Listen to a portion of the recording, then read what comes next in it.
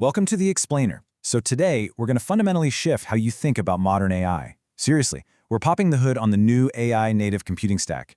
Because, it's not just some standalone piece of software sitting on a laptop somewhere, it is a massive, layered architecture. And seeing how it actually all fits together, it's absolutely fascinating. Let's get into it. Okay, let's dive into this. On the surface layer, we've got what you and I interact with every single day, right? The chatbots, the AI assistants, image generators, those super handy coding copilots. But beneath all that smooth UI is the reality of what's actually powering them. We call this the deep stack. We're talking massive GPU clusters, vector databases, complex retrieval pipelines, and intricate memory architectures.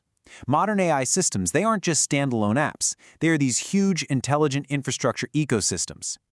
To wrap our heads around this ecosystem, we're taking a bottom-up tour today. We'll start with the AI infrastructure shift, then build up from the foundation with GPU orchestration. After that, semantic memory and RAG, agents and tool coordination, the observability layer, and finally, we'll cap it off with the AI native computing era. All right, part one, the AI infrastructure shift. And we really need to immediately address the biggest misconception out there right now, this idea that AI systems are just standalone language models sitting on a server somewhere. The reality is, modern AI applications are incredibly infrastructure-centric. An LLM, a large language model by itself, is simply not enough. For real-world AI to actually be useful to us, it needs a whole suite of interconnected features. It needs memory to remember context, dynamic retrieval to go out and find facts, tool execution to actually do things, and context handling to stay on track during a long back and forth. Basically, modern AI is a highly layered architecture. It's definitely not just a single isolated brain in a jar. Let's move to part two and see how this actually builds. We are starting at the absolute bedrock of the stack, GPU orchestration. So why do GPUs, graphics processing units, drive the entire AI stack? Well, large language models don't really read text the way you or I do. They rely on massive matrix computations. It's all math.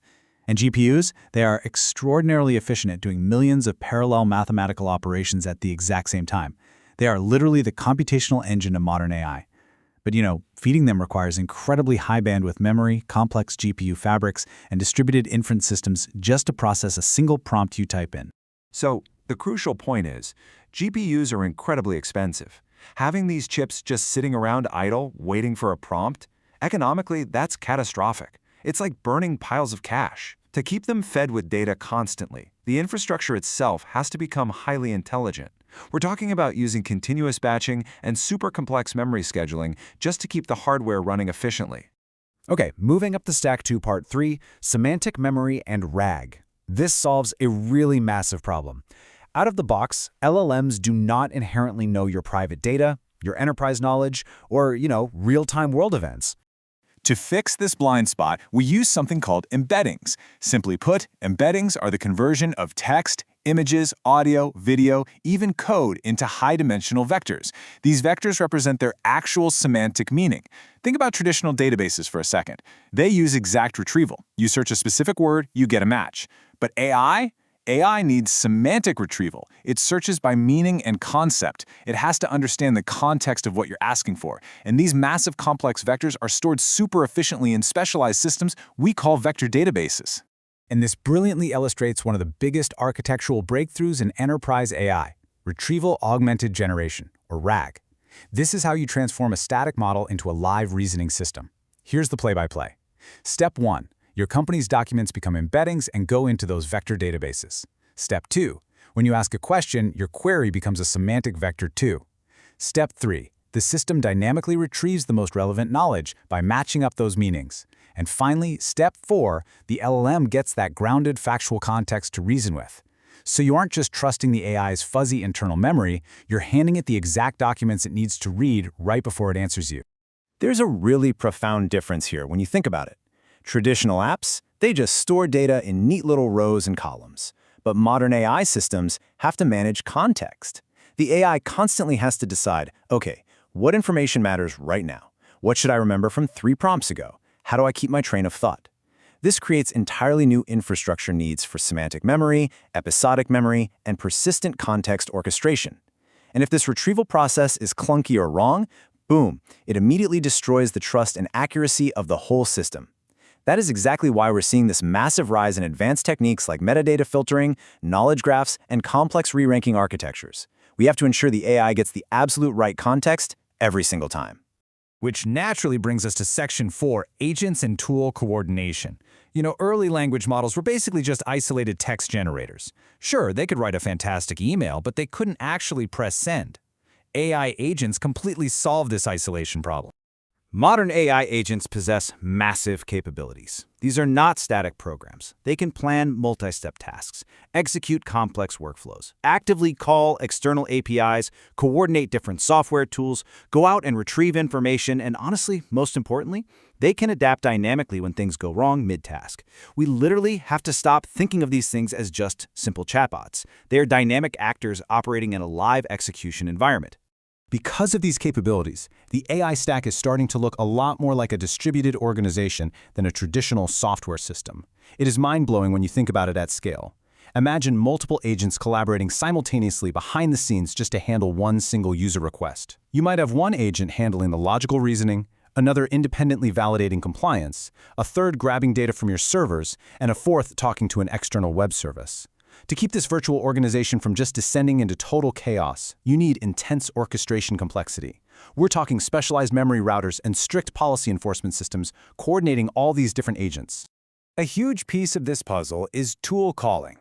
Tool calling connects the AI directly to your cloud infrastructure, your databases, enterprise software, financial systems, email platforms, developer tools, the whole shebang. Through tool calling, the language model isn't just spitting out text anymore.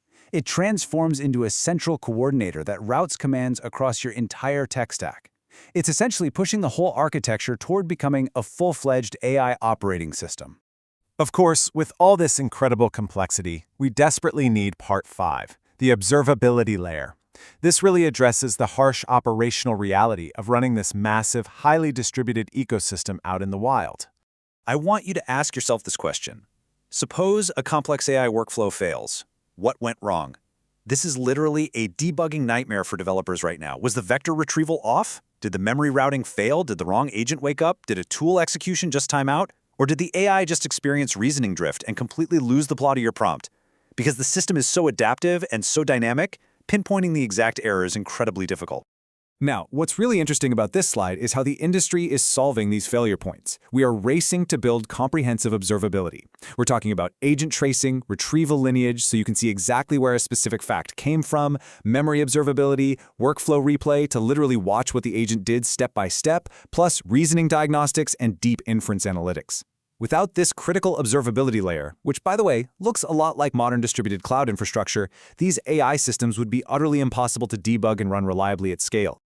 Finally, we reach Part 6, the AI native computing era. Let's zoom out for a second and look at the massive paradigm shift this entire layered stack represents for the future of computing. We are living through a huge transition. In traditional software, the core focus is all about building applications and querying databases. But the new AI stack, it revolves entirely around reasoning and orchestration. For execution, traditional software runs on predefined hard-coded logic. If X happens, do Y. The new AI stack relies on adaptive, dynamic intelligence that decides what to do on the fly. And the mechanics shift from exact database matching to rich semantic memory and complex tool coordination. The very economics and the foundational architecture of how we build and interact with software are completely changing right before our eyes. And that brings us to the future AI native enterprise stack. It's the culmination of our entire bottom-up tour today. You've got LLMs doing the core reasoning, vector systems handling semantic memory, RAG pipelines ensuring everything is factually grounded, knowledge graphs mapping the relationships, active agents handling the multi-step orchestration, incredibly heavy GPU infrastructure crunching the computation, and AI operating systems coordinating the entire symphony. So the next time you type a simple prompt into a chat box, just remember that all of these powerful layers are working together constantly, in fractions of a second, right behind that clean, simple interface. Which brings us to our final, pretty profound takeaway. The line between software, data infrastructure, and intelligence has vanished completely.